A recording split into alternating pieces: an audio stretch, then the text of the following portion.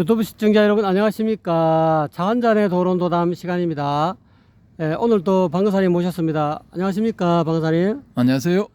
오늘의 도론도담의 주제는 타락한 예수도 예수인가 라는 제목으로 여러분과 도론도담을 나눠보겠습니다. 방금사님, 이 전방에 있는 이 배가 실물 크기의 배입니까? 예, 그렇습니다. 전체적으로 이렇게 쭉 보여드리면요. 요 길이라든지 뭐 볼륨감 이런 걸 봤을 때는 한 천톤에서 한 1200톤짜리 배, 뭐 그 정도 될 것 같거든요. 어쨌든 뭐 1000톤 전으로 보이는데요. 이 배가 이제 예전에는 국립수산과학원인가 아니면 과학원이겠네요. 여하튼간에 그 국립수산 관련 그 배로서 저 뱃머리에 탐구 1호라고 쓰여져 있죠. 그 탐구 1호로서 활동을 한 것 같습니다. 활동을 한 것 같고요. 그렇군요. 지금은 저 군데군데 녹이 슬어 있는데 예전에는 저기 바다로 이렇게 나가서 막 항해를 했는데 지금은 이제 거의 이 폐선 비슷하게 되어서 육지에 올라와 있는 상태입니다. 그래서 이걸 보여드리는 것은 우리가 일상생활에서 뭐 사회에서 이제 무리를 일으키는 사람들 중에 그 자칭 예수라는 사람들이 있거든요. 그 자칭 예수라는 사람들이 뭐 예수라고 해서 이제 자기 신도들하고 알콩달콩 잘 살면 되는데 문제는 이런 사람들이 대부분이 이제 문제를 일으킨다는 거죠. 말 그대로. 특히 이제 이성관계에서 문제를 많이 일으키는데요. 자칭 예수라는 사람들은 이제 대부분이 남자죠. 대부분이 아니면 뭐 다 예수니까 뭐 전부 다 남자겠네요. 근데 그 전부 다 이제 남자인 자칭 예수라는 사람들이 꼭 이렇게 이제 이성 관련 문제를 일으켜서 막 사회의 지탄을 받고 또 심하면은 저기 무상급식을 받는 소위 학교라는 곳으로 이렇게 강제로 이 초청이 되어서 뭐 몇 년씩 그렇게 거기서 살다가 나오는 뭐 그런 일이 종종 벌어지죠. 지금도 대한민국에서 뭐 그런 일이 현재 진행형으로 그 건과 관련해서 일이 일어나고 있는 상황인데요. 그래서 그런 상황에서 이제 그런 사람들 사실 보면은 일종의 이제 타락이죠. 타락인데 그런 그 타락한 예수도 우리가 예수로 봐야 되는가? 그런 문제가 발생을 한단 말입니다. 그래서 요 주제를 잡은 것은 이제 그 JMS 관련해서 이제 올려진 한국제 동영상을 보신 그 구독자분들 중에 바람의 금객님이라는 분이 계시는데 그분이 이제 이런 사람들에 대해 가지고 우리가 어떻게 봐야 되는가 또 이제 기독교뿐만이 아니라 불교 쪽에서도 그런 그 사람들로서 원효 스님, 신라 시대의 원효 스님, 또 근세의 이제 경허 스님, 뭐 이런 사람이 이제 그 타락한 예수의 범주에 들지 않느냐, 라는 그런 뉘앙스의 질문을 하셨기 때문에 그걸 이제 한번 전체적으로 다뤄보자는 차원에서 타락한 예수도 우리가 예수라고 할 수 있는가라는 이런 주제를 잡은 것입니다. 그래서 이제 뭐 보통 보면 그런 분들이 이제 잘 나가거든요. 예를 들어 뭐 JMS 같은 경우도 포털에서 찾아보시면은 이분이 이제 20대 때는 뭐 성경을 2000번을 읽었대요. 공부를 한다고. 그래서 성경을 한 2000번 정도 뭐 읽었다 하면은 거의 뭐 외우다시피 할 거란 말입니다. 전체를. 그러면서 나름대로 무슨 뭐 어떤 깨달음이 있었기 때문에 뭐 예수라고 건소리를 쳤는데 지금 결론적으로는 이제 예수라고 사칭을 한 케이스가 돼버리고 말았단 말입니다. 그래서 그 본인은 또 이제 성폭력, 성추행 뭐 이런 문제와 관련돼 가지고 피소되어서 구금 상태에 있고 또 이제 재판을 받아야 되거든요 앞으로. 그래서 이제 그 관련된 보도를 하는 그 기자의 예상에 의할 것 같으면은 뭐 최고 무기징역도 가능하다.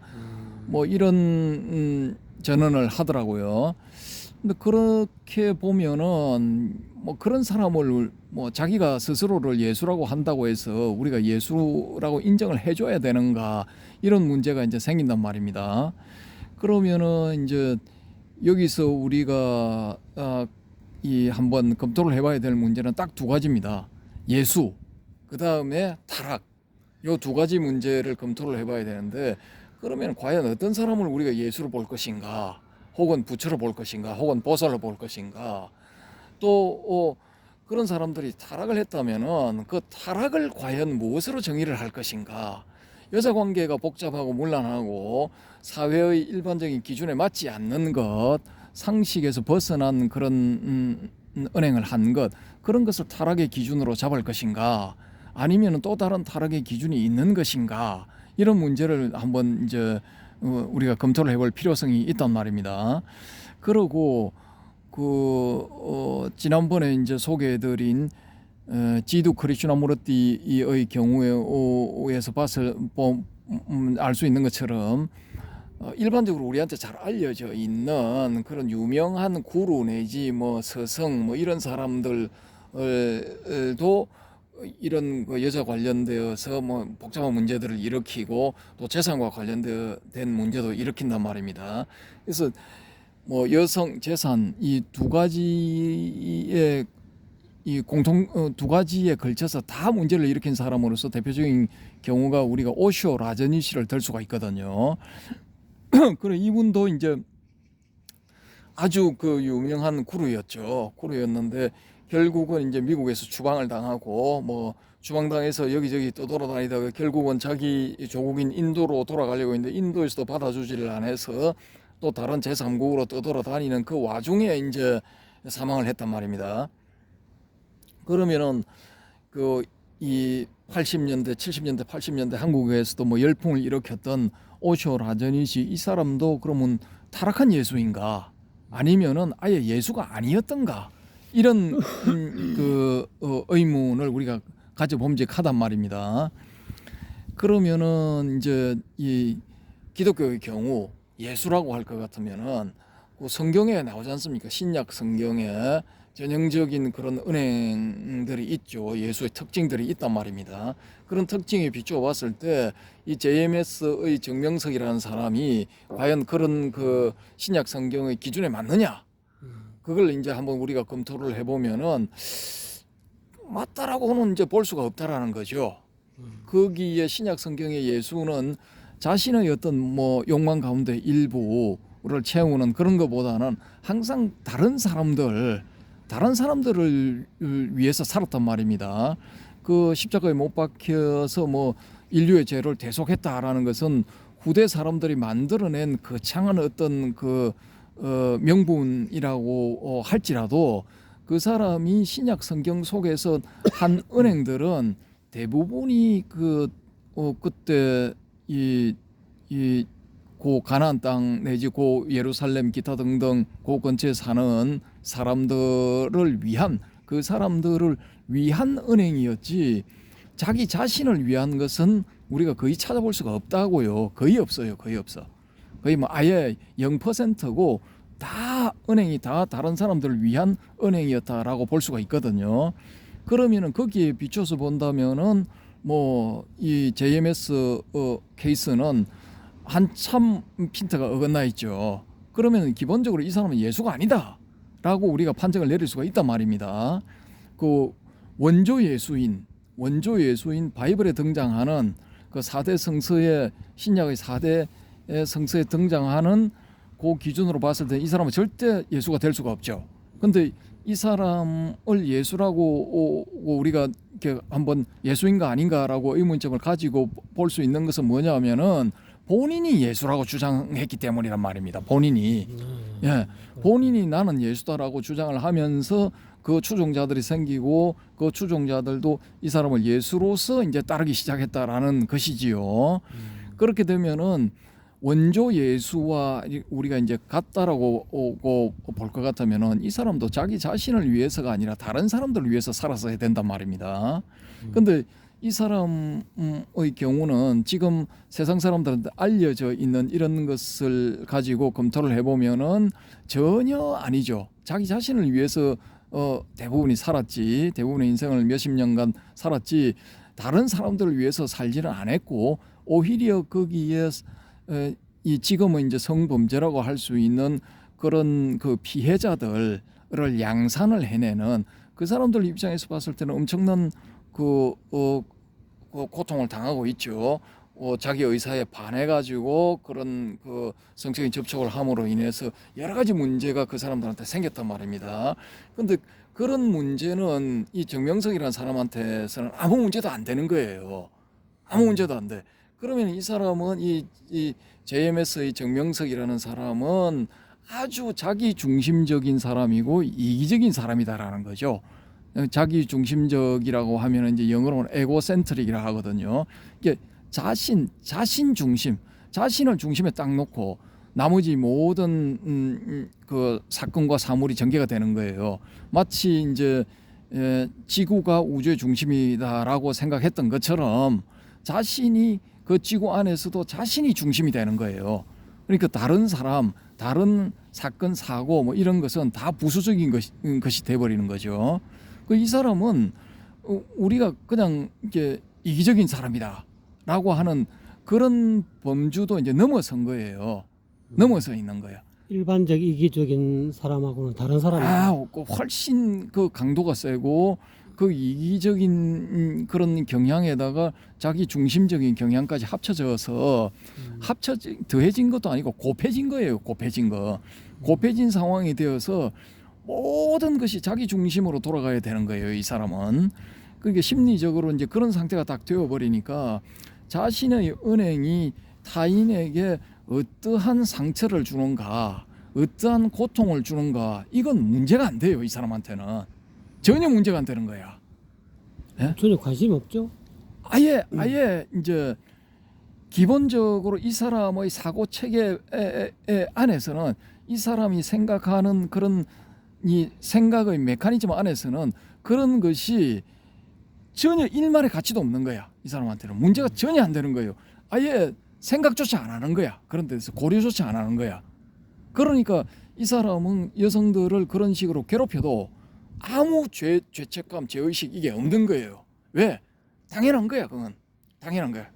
이 사람의 사고 체계에서는 혹은 이 사람의 심리 체계에서는 그런 것들에 대해서 걱정을 할 필요가, 생각해 줄 필요, 고려를 해줄 필요, 남들을, 상대 여성들을 배려해 줄 필요 전혀 없어. 왜? 자기가 이 우주의 중심이고 모든 것은 자기 중심으로 돌아가야 되기 때문에 전혀 그런 데 대한 배려를 해줄 필요성이 1도 없는 거예요.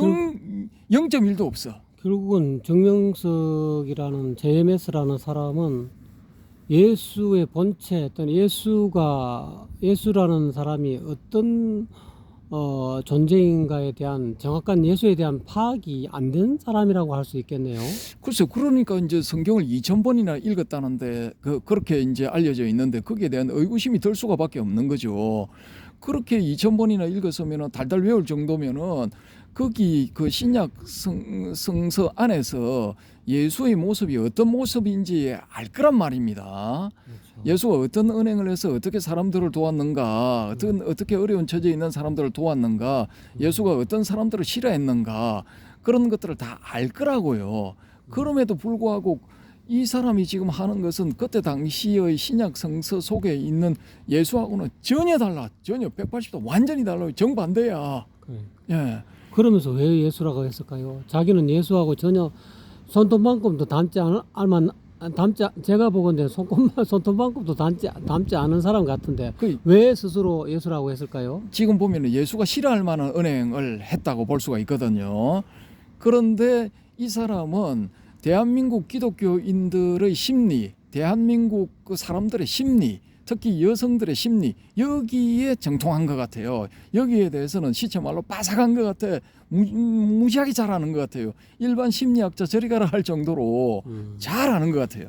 그러니까 결론적으로 그런 심리를 이용해서 농락했다는 결론밖에 안 나오고 이 사람이 이 여성들을 강간을 할 때 뭐 쉽게 말해서 옛날로 치면 강간이죠. 뭐 상대방의 의사에 반해서 그런 행동을 했으니까 지금은 성폭행이라고 순치돼서 이야기를 하지만은 이제 예전에는 강간이라고 했죠. 그게 훨씬 정확한 표현이죠. 근데 그렇게 할 때 이제 여러 명을 한꺼번에 상대를 했다는 거야. 예. 이 심리는 뭐냐면 첫 번째 사람만 이렇게 그렇게 해서 이제 관계를 딱 강제로 가지고 나면은 그 첫 번째 여성이 어떤 생각을 가지느냐 하면은 내가 당했으니까 2번, 3번, 4번 니들도 당해. 내만 당할 수는 없어. 왜 나만 당해야 돼? 나는 이왕 이렇게 당했으니까 다른 사람 2번, 3번, 4번은 안 당하게끔 내가 이 한 몸을 던져서 저놈의 만행을 막으리라 이런 생각은 거의 안 한다는 거죠. 이걸 이놈은 잘 알고 있는 거야. 예. 그러니까 첫 번째만 해치우면은 2번, 3번, 4번은 순차적으로 또 두 번째는 첫 번째가 별 저항 없이 저렇게 넘어가니까 아 이게 맞는갑다 하고 심리적으로 그렇게 또 넘어갈 수 있다는 거죠. 그렇게 해서 순식간에 당해버리는 거예요. 숫자가 뭐 몇 명이 되든. 그러니까 요런 이 여성 심리를 교묘하게 이용해서 이런 그 쉽게 말해서 이 인간 사회에 기생적으로 착근을 해버린 케이스라고 볼 수가 있거든요. 기생적으로 이제 뿌리를 내린 게 마치 요 육지에 올라와 있는 이 배처럼 이 비정상적이고 비상식적이지만 어쨌든 간에 뿌리를 내리고 자리를 잡았다는 거예요. 네. 그리고 그 과정에서 이 사람이 예수이건 예수가 아니건 그건 중요한 게 아니라 그 이 사람한테서 이제 어떤 뭐 물질적이든 정신적이든 도움을 받았던 사람들 그런 사람들 입장에서는 아 그래 뭐 예수라고 믿고 따르자 라는 그런 생각도 있었겠지요. 그렇게 해서 여러 사람들이 모이고 뭐 10명이 100명이 되고 100명이 1000명이 되고 이렇게 가면은 이 사람은 진짜 예수로서 이제 행세를 하는 거예요. 예수로서 군림하는 거야 이 사람들한테는. 정확하게 말하면 예수하고는 거리가 멀죠. 전혀 거리가 멀죠. 예수라는 이름만 겉으로만 예수라는 이름만 이렇게 빌려가지고 예수의 사람으로 말하면 예수라는 옷을 입고 있을 뿐이지 옷을 벗기면은 전혀 예수가 아닌 사람이 나오는 거 아닙니까? 그러니까 이 케이스에는 사람들이 가지고 있는 예수에 대한 환상, 예수라는 데 대한 개념, 이게 이제 오버랩이 되면서 어떤 뭐 거기에서 뭐 물질 내지 정신적인 도움을 적정한 도움을 받게 되면은 그냥 예수를 믿어버리는 거예요. 인정하게 돼버리는 거야. 예? 그런 사람들이 늘어나서 무리를 이루게 되면은 이 사람은 그런 사람들한테는 진짜 예수로서 이제 군림하게 되는 거예요. 예수로서 떠받들어지게 되는 거죠. 그러면은 그 집단 안에 있는 사람들은 자기 마음대로 부릴 수가 있는 거야. 예. 그러면은 뭐 이 기준이 뭐 날씬하고 예쁘고 뭐 그런 젊은 아가씨들 특히 대학 여대생들 뭐 찾아서 와 뭐 이렇게 해서 나한테 이제 쉽게 말해서 우리가 봤을 때는 성상납인데 그걸 니들이 그 아가씨들을 꼬셔 와 가지고 나한테 상납하도록 해 하면 그 지시를 그대로 따르게 된다니까요. 왜? 상대방은 예수니까 예수가 내리는 지시니까 따르게 된다고. 그러니까 그런 일반적인 사람들의 심리도 교묘하게 잘 이용한 거죠. 그러니까 이 JMS의 정명석이라는 사람은 그 다른 건 다 문제가 되고 우리가 이거 전혀 인정을 안 해줘도 되는데 딱 한 가지 인정해줘야 될 부분은 사람의 심리를 기가 막히게 이용을 잘했다는 것. 그걸 정확하게 파악하고 적재적소에 능수능란하게 사용을 했다는 것. 그건 우리가 인정을 해줘야 되죠. 이 심리적인 이 임기응변 내지 전략 전술을 이 사람은 교과서에서 책에서 뭐 심리학 개론 이런 데서 배운 게 아니라 자기가 몸으로 체득을 해버린 사람이에요.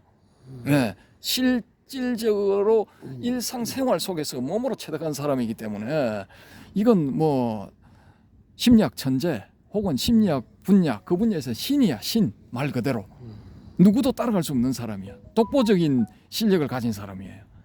그러니까 그런 측면에 있어서는 뭐 예수랑 뭐 일맥상통한다 그렇게 볼 수도 있거든요. 그 신약 성서 속에 나오는 예수도 그런 측면을 보입니다. 상대방의 심리를 정확하게 파악해서 이렇게 정확하게 파악한 상대방의 심리를 잘 활용을 하고 있거든요.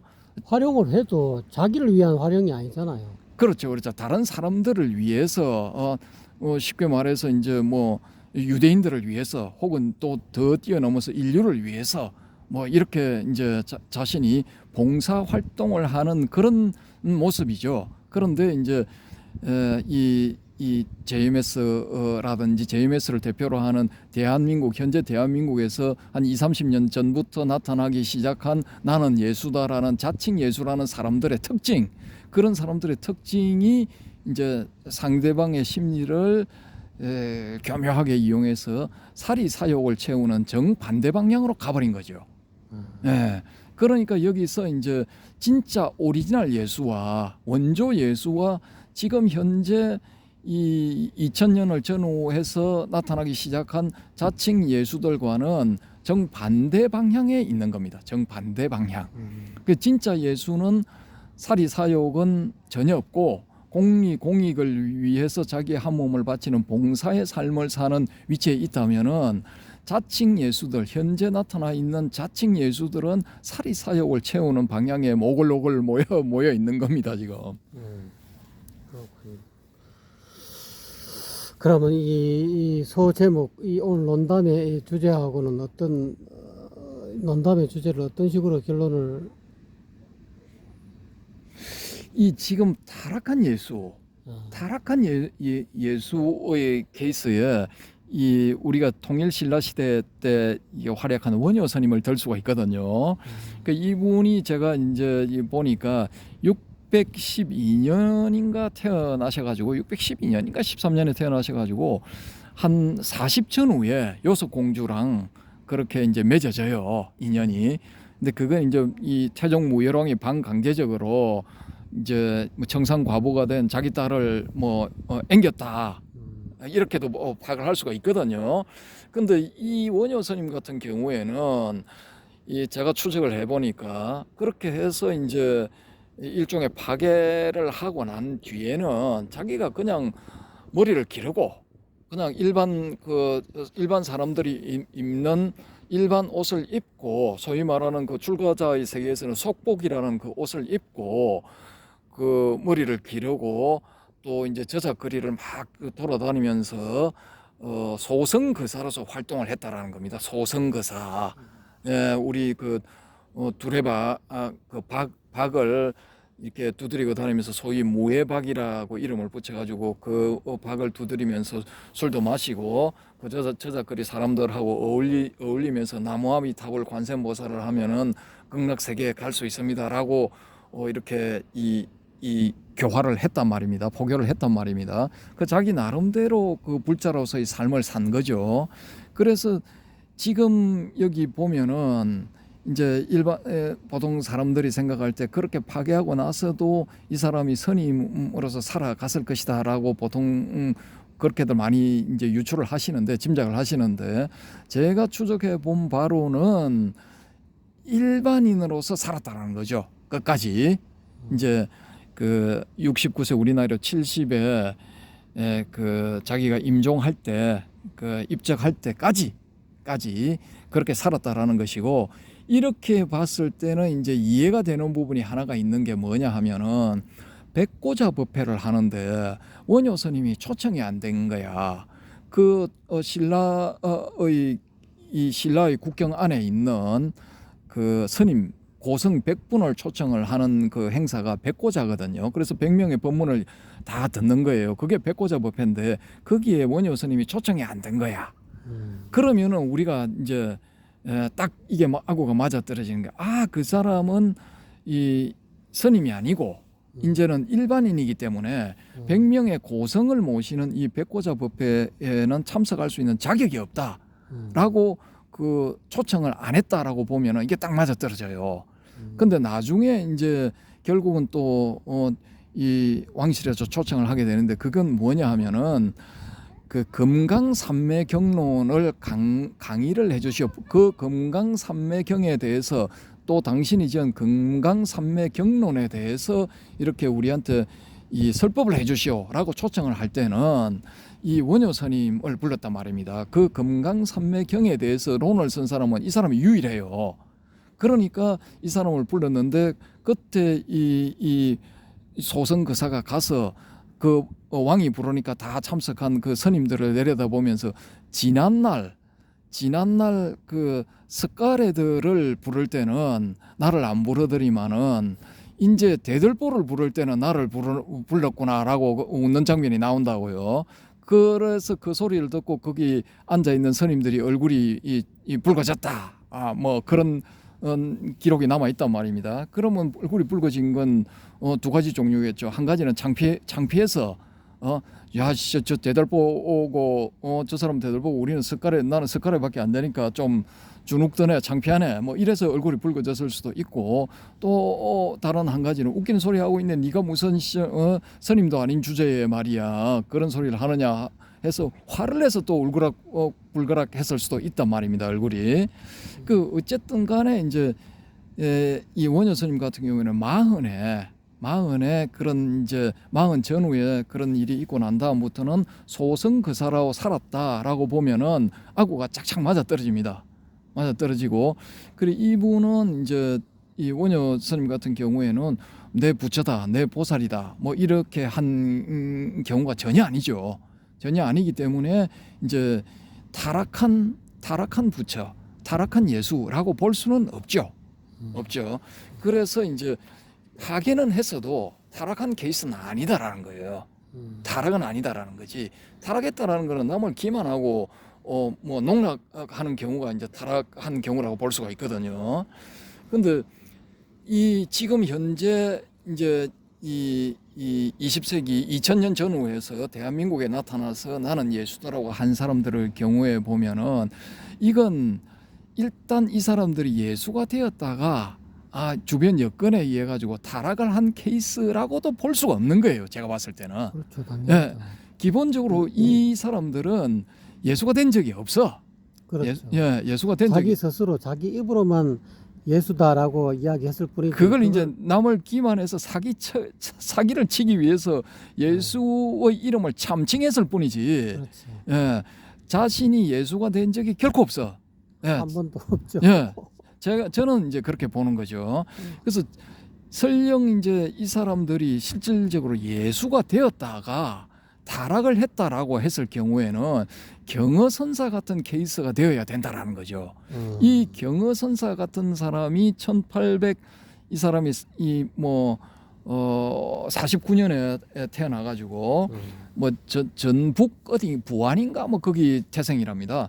거기서 이제 탄생을 해서 1912년 한일 합방되고 12년 지난 1912년에 이제 입적을 했다라고 되어 있거든요. 근데 이 양반 같은 경우 저도 이제 불교 공부를 이제 고등학교 때부터 시작을 했기 때문에 뭐 이런 책 저런 책 보다 보니까 이 양반에 대한 아주 오래된 지금은 감추어져 있는 그런 기록들도 제가 읽었고 그 책도 지금 제가 찾아보면 어디서 나올 겁니다. 나올 건데 그 일반 상식적으로 생각해 봤을 때는 아주 타락한 케이스라고 볼 수 있는 그런 은행들을 제법 했는데 이제 그 한 가지 케이스가 뭐냐면 시집간 그 새색시를 쫓아가서 몰래 사통을 한 것. 그렇게 사통하다가 그 시댁 식구들한테 들켜가지고 엄청 두드려 맞은 케이스. 근데 이 사람이 이제 이게 과거에 얽힌 인연과 또 자기의 섭 때문에 그렇게 할 수밖에 없었다면서 와서 또 그 절에서 옛날에는 계도라는 게 있었거든요. 아주 날카로운 칼이 있었는데 그 칼을 법당에 이 불상 앞에 서서 칼을 자기 목 밑에 대고 이제 반성 아닌 반성을 한 그런 기록들도 다 남아 있단 말입니다. 남아 있고 또 다른 한 건은 자신을 열심히 자신의 추종자이기도 한 마을 신도의 이제 처와 그 처의 딸을 같이 이제 이 소위 말해서 이제 이 화간을 한 케이스. 이 경우는 강간이 아니라 화간이거든요. 이 화간한 케이스, 이런 케이스가 있고 또 한 케이스에는 자기의 시자가 이제 시자를 죽였다라는 그런 이제 의심을 받았는데, 근데 나중에 이 건은 일본 경찰이 일제시대니까 이제 일본 경찰이 수사를 했겠죠. 그때가 1905년에서 1912년 사이로 지금 추정이 되는데, 이미 이제 1905년 을사조약이 맺어지고 나서는 이 거의 이제 이 일본 경찰들이 활동을 하고 그렇게 했단 말입니다. 근데 지금 우리가 생각할 때는 야, 일본 경찰이 한국의 뭐 선임들, 출가자들 그때 일본에서는 이제 출가자의 지위가 좀 있었지만은 조선에서는 이 출가자의 지위가 형편없었거든요. 거의 뭐 7천이라 해서 뭐 백정과 동급으로 보고 뭐 그렇게 대우를 했단 말입니다. 그러니까 그런 천민들에 대해서 수사를 했겠느냐, 우리가 이렇게 생각을 해볼 수가 있는데, 근데 의외로 일본 경찰은 무지하게 빡셉니다. 특히 살인 사건 철저하게 이게 파헤치거든요. 근데 이 사람들이 파헤쳐서 내린 결론은 뭐냐? 그 시자는 이 경허 스님이 자기 시자를 죽인 게 아니고, 그 시자는 산적대 비슷한 불량배들한테 이 돈을 뺏기고 물품도 이제 일부 뺏기고, 그렇게 해서 이제 그 중에 면식범이 한 명이 있었다라는 거죠. 이 사미 스님이 알고 있는 스님이 한 명이 있었는데, 자기들의 정체가 밝혀질까 두려워서 이 사미 스님을 살해했다라는 것으로 나중에 다 밝혀졌단 말입니다. 근데 이제 경허 스님 같은 경우에는 자기 제자인 이제 망공 스님한테 은근히 이제 추궁을 당하니까, 아 그래, 우리끼리만 알자, 니하고 내하고 둘이만 알자, 내가 죽였다라고 이제 실토를 해버렸다고요. 실토를 하고 이제 저 함경 북도니 뭐 이런 쪽으로 이제 떠나거든요. 떠나는데, 그래서 이제 망공 스님 같은 경우에는 자기 사부가 뭐 그런 이야기를 하니까 진짜인갑다 해가지고 이제 깜짝 놀라고 뭐 그렇게 된 거죠. 진짜 믿었는가 왜? 예. 그랬는데 나중에 이제 밝혀지기를 그렇게 밝혀지고, 이제 망공 스님이 참회의 눈물을 흘렸다 뭐 이런 아름다운 미담 같은 이야기가 전해지고 있죠. 근데 이제 뭐 어쨌든 간에 앞뒤를 다 나눠 보면은 원래는 경허 스님이 이름난 이 강백이었단 말입니다. 이 소위 말하는 이제 이 교리 묵기, 교리 쪽으로 달통한 사람, 이런 사람이었는데, 자기가 어떤 특별한 일을 겪다 보니까 교리는 죽음 앞에서는 아무 소용이 없더라라는 거죠. 그래서 이제 교리를 이제 강백자리인가 그걸 내놓고 참선 공부를 열심히 한 겁니다. 참선 공부를 열심히 해서 이제 결국은 소위 말하는 한소식을 해서 도인이 된 거죠. 그래 되고 난 다음에 이분이 이제 한 가지 불만이 뭐냐 하면은, 자기가 진짜로 깨달았나 안 깨달았나 그걸 점검을 해준 스승이 없더라라는 거죠. 그러면 이 사람은 이제 자신이 그 선불교에서 이야기하는 깨달음을 이루었을 때, 견선승부를 했을 때 조선 팔도에 그걸 점검해 줄 사람이 없었다는 거예요. 선불교 전멸했다는 거예요. 선불교 없어. 예? 남아 있는 게 없어. 뭐 교학불교 조금 남아 있고, 뭐 불교도 거의 뭐 말라 비틀어진 고목처럼 되었다 이 말입니다. 지금처럼. 예, 지금도 그 비슷하게 되어가고 있죠. 그런데 어찌됐건 간에 이 경허선사가 혜성처럼 나타나가지고 제자들을 길러낸 거죠. 망공, 해월, 수월 이런 제자들 기르고, 뭐 일설에는 그 뭐 또 다른 뭐 하남스님도 뭐 이 경허선사의 제자였다 뭐 그런 이야기도 있거든요. 근데 우리가 일반적으로 이렇게 체크해 볼 수 있는 경허 스님의 만행 이 말도 안 되는 엉뚱한 행동은 요 세 건이란 말입니다. 제가 아는 거는 요 세 건이야. 세 건인데, 요 세 건 외에는 이 사람이 뭐 술을 좋아해 가지고 술 고기를 뭐 마음대로 먹었다, 요거 외에는, 요 정도 외에는 나무랄 데가 없어. 제가 조사를 다 해봤거든요. 그러니까 이 참선에 대해서 이제 법고량을 한다든지 아니면은 선사로서의 삶 뭐 이런 데 있어서 다른 부분들은 나무랄 데가 없어요. 그런데 이제 문제는 뭐냐 하면은, 일반적인 도덕 기준에서 봤을 때 우리가 받아들이기 힘든 그런 점들이 있었다라는 거죠. 그러면은 이 사람 같은 경우에는, 이 경허선사 같은 경우에는 일단은 성불을 했다가 또 그 다음에 어느 정도 타락을 했어. 타락했다가 다시 또 이제 북간도 지역으로 가서 거기서 훈장 노릇을 하다가 박난주라는 이름을 쓰다가 원래는 송씨였거든요. 송동욱이었는데 박난주라는 가명을 쓰고 거기서 훈장 노릇을 1년인가 2년인가 하다가 이제 임종 즉 입적을 하게 된단 말입니다. 이분도 이제 그 훈장 노릇을 할 때는 법복을 벗고 일반복을 입고 그렇게 살았죠.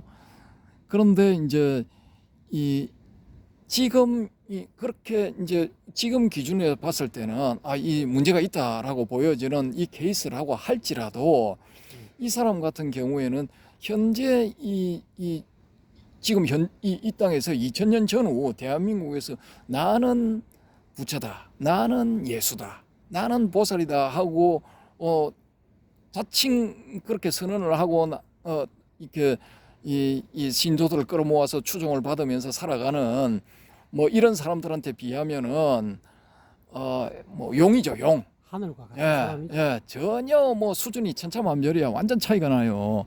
그러니까 이 경허 스님 같은 경우에는 이런 케이스야말로 우리가 이제 한번 생각해 볼 수 있는 타락한 예수도 예수라고 할 수 있는가? 타락한 부처도 부처라고 할 수 있는가? 타락한 보살도 보살이라고 할 수 있는가? 요 케이스에 이제 해당된다고 볼 수가 있는 거죠. 근데 이분은 이제 마지막에 이제 훈장으로서 산 그런 케이스들 그 과정에서 뭐 지역의 건달들한테 뭐 엄청 얻어 터지기도 하거든요. 두드려 맞기도 하는데 그걸 누가 다른 사람이 구해 주려고 하면은 그렇게 하지 마라 하면서 이건 내가 저지른 업에 대한 업보를 받는 거기 때문에 내가 지금 죽기 전에 이걸 받아야 된다. 받고 가야 된다.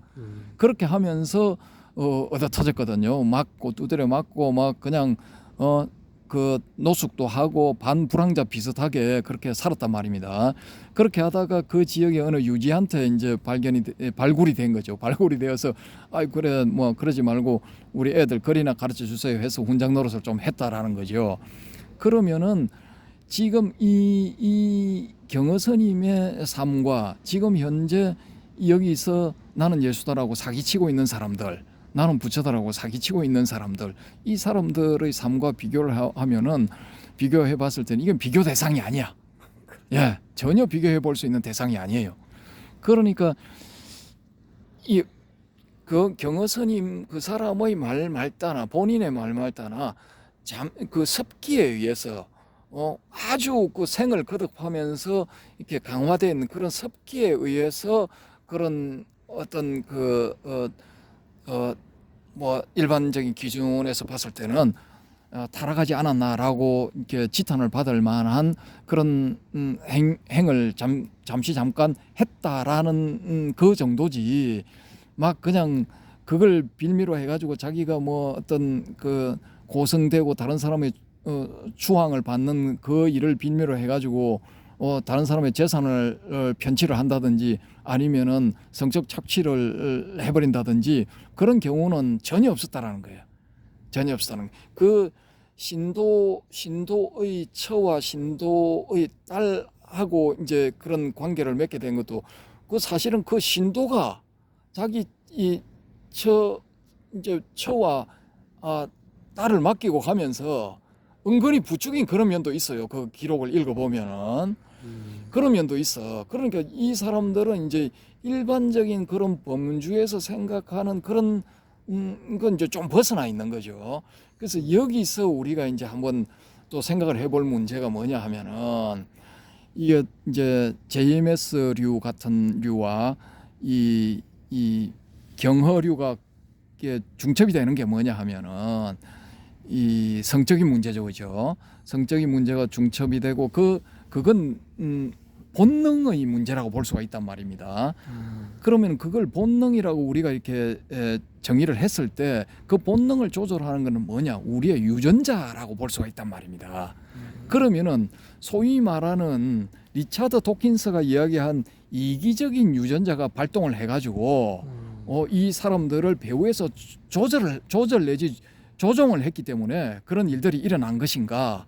지금 감옥에 구금되어 있는 정명석 같은 경우에도 사실 이 사람은 성경을 2000번이나 읽고 예수님의 삶을 본받아서 살려고 그랬는데 그 사람의 몸속에 있는 유전자가 이기적인 유전자가 어떤 그 이기적인 측면을 강력하게 자신의 그 자기를 복제하고 싶은 복제품을 남기고 싶은 그런 그 강력한 이 욕구 내지 욕망을 이 정명석의 뇌에다가 강력하게 투사하는 바람에 정명석이 이런 식의 개또라이가 되었는가? 우리가 이제 한번 그런 생각도 해볼 수가 있다라는 거죠.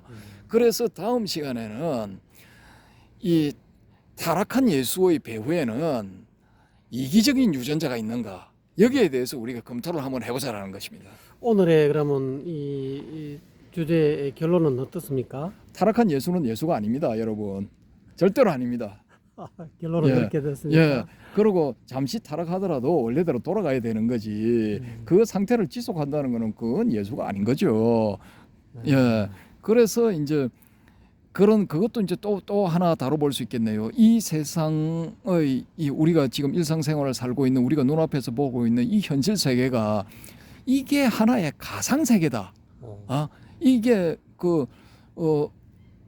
매트릭스에서 본 것처럼 이게 누군가가 기계 혹은 어떤 그 유전자들이 만들어낸 가상 세계고 우리는 그 가상 세계에서 그 배후에 있는 어떤 존재들이 이 의도하는 대로 움직이는 모르모터 실험체에 불과할 뿐이다라고 이렇게 주장하는 인간들은 살인을 해도 성폭행을 해도 아무 죄가 없다라고 주장하는 그런 무리도 있거든요. 그 문제에 대해서 또 한 꼭지를 해서 한번 다뤄보도록 하겠습니다. 일단은 다음 꼭지는 타락한 예수의 배후에는 이기적인 유전자가 있는 것인가? 여기에 대해서 한번 다뤄 보실 것을 강력하게 추천드립니다. 오늘 뭐 한 40여 분 동안 오늘 방사님 감사합니다. 여러분 어떠셨습니까? 조금 도움이 되셨습니까? 여러분 감사합니다. 방사님 고맙습니다. 감사합니다.